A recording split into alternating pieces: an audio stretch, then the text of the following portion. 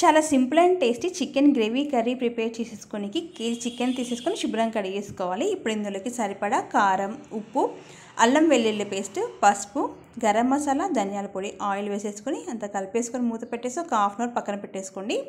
ఇప్పుడు gravy prepare చేసేసుకోనికి ప్యాన్లోకి oil వేసేసుకొని cut చేసి పెట్టుకున్న టమాటా ముక్కలు, ఉల్లిపాయ ముక్కలు వేసేసుకొని టమాటా ఉల్లిపాయలు చక్కగా మగ్గేంత వరకు మూత పెట్టేసి అలానే ఉంచాలి. ఇప్పుడు చూడండి టమాటా ఉల్లిపాయలు చక్కగా మగ్గిపోయాయి కదా. ఇప్పుడు స్టవ్ ఆఫ్ చేసేసుకొని చల్లారిన తర్వాత మిక్సీ పట్టి పక్కన పెట్టేసుకోవాలి. కర్రీ ప్రిపేర్ చేసేసుకోనికి ప్యాన్లోకి ఆయిల్ వేసేసుకొని హోల్ గరం మసాలా దినుసులు, కట్ చేసి పెట్టుకున్న ఉల్లిపాయ ముక్కలు, పచ్చిమిర్చి ముక్కలు వేసేసుకొని ఉల్లిపాయలు చక్కగా వేగనివ్వాలి. ఇప్పుడు ఇందులోకి పసుపు కూడా వేసేసుకొని మనం కలిపి పెట్టుకుని చికెన్ వేసేసుకొని చికెన్ అంతా కలిపేసుకొని మూత పెట్టేసి ఒక 10 నిమిషాలు అలానే ఉంచాలి.